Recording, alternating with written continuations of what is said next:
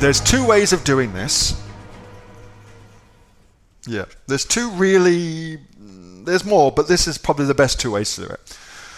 So if you've got a product that you've been selling in Australia, for instance, or any country at all, I mean, we're going to say Australia and we're going to move it to the USA, but it could be, you know, Singapore into India. It could be anything, okay? It's the same, doesn't matter. The simplest way to do it, I think, is to use Amazon Global Selling. That's, I would suggest, is the easiest way to do it. So Amazon's put this in place a little while ago. It's been going for about 2.5 years now. And it just makes things really, really easy to sell things in other marketplaces. It is, from memory, $39.99 a month. That's US dollars. And that gives you access then to sell in all the different marketplaces from that one integrated account. So it kind of operates as a really simple way of scaling your business out. Let me give you a link for this so you've got it. Don't sound to all. And I think this is the easiest way of doing it. Now, there was a glitch with this. And the glitch was, if you started selling in Australia and then tried to set up to then sell in America, it would glitch out. I don't know why, it just did. And basically suspend your US account, okay? Which sucks. And then they would fix it and it would take, 10 days, give or take, to get that fixed. I don't know if they fixed that. That was about 6 weeks ago when that glitch was happening. And I know that Susie Bryant, who's one of our diamond coaches, was all over that. So I'm not quite sure if that's still going on, but that's what was going on. All right, so that's one way of doing it. Super, super easy that way. Probably for me, that's my preferred way of doing things. The other way of doing it is this. Let's just suppose, just because I've been looking at puppy beds, that we are selling this product here. I'll give you this product. We're selling this product, sent to all, in Australia. And we've decided that we also want to start selling the product now in the USA. All right, so all we need to do is we're just going to take the either the ASIN number or the UPC number. So the product details has the ASIN number just here. Or you can get it from the URL. Either's fine. Let me just get that again because I've just got an extra character in. There you go. So you just take the ASIN of your existing product and then come over. Where are we? Yeah, I can do this one. Come over to Seller Central. Make sure you're logged into Seller Central, of course. And this is Seller Central in the USA. So you would set up your Seller Central account in the USA.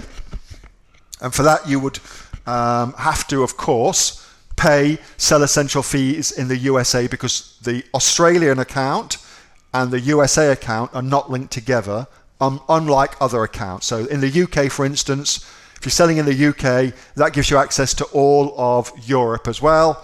If you're selling in Australia, you also get access to Amazon Japan. If you're selling in the USA, you get access to Amazon Canada, Amazon Mexico, Amazon Brazil, blah, blah, blah. Okay, but Amazon Australia and Amazon USA are not linked, so you need two accounts unless you're doing the global selling thing. So all you then need to do is come here where it says product name. So either when you're setting up a product, typically what we do when we're doing private label products is we say that we are selling a product, this one just under here, I'm adding a product not sold on Amazon. So that's the whole point of private labeling. We're actually introducing a new product onto Amazon. And so ostensibly, we own that product on Amazon. Of course, other people can jump onto a listing and sell it, which most people term hijacking, but it's actually something Amazon encourages.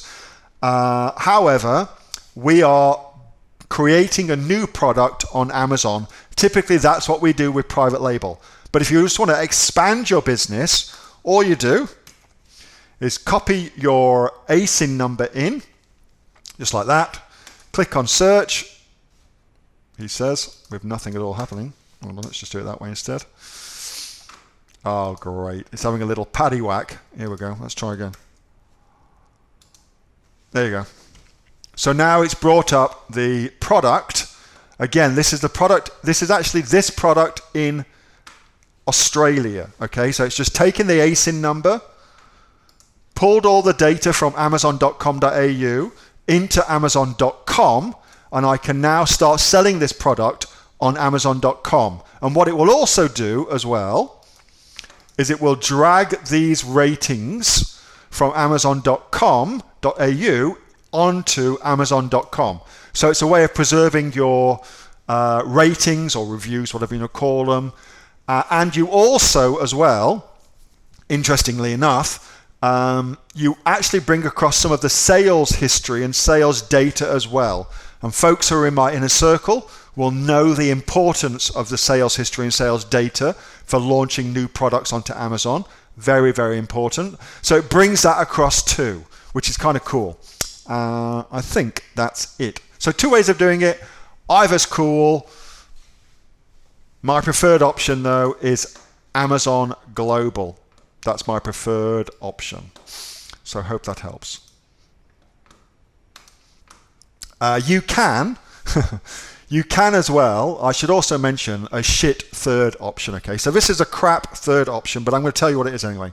So the crap third option is to keep your products in Amazon FBA warehouses in Australia and ship them to the USA. Now, I think that's a terrible, terrible idea, because not only does it take a long time to get your products from Australia into the USA, not only will it make your products very, very expensive, and a lot of people will abandon your cart in the USA because your shipping fees will be so high, but also you open yourself wide open to a lot of fraud where your packages are unable to be tracked intra-country.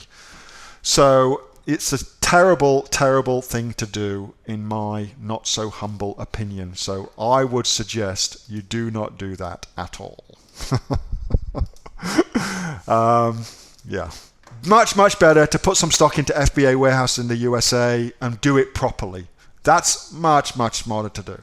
Much smarter to do. Anyway, hope that helps. Hey, thanks so much for watching that video, and I hope that you got some massive value from it. Before you go, do you live in Australia? If you do, this is for you. Would you like to learn how to sell things on Amazon here in Australia? Would you like to know what sells really, really well and what sells for the maximum amount of profit?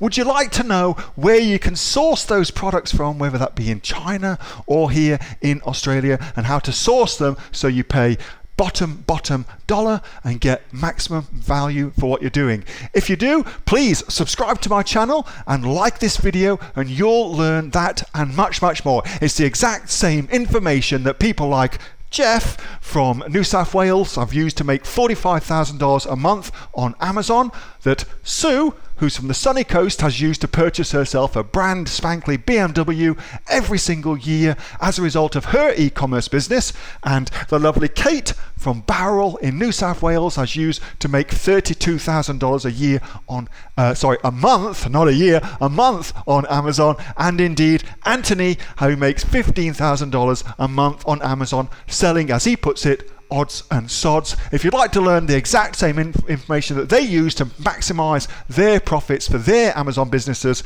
subscribe to this video, like my channel, post below if you want me to teach you something. Okay, I'm out of here. Speak to you soon. Bye. Subscribe. Do it now.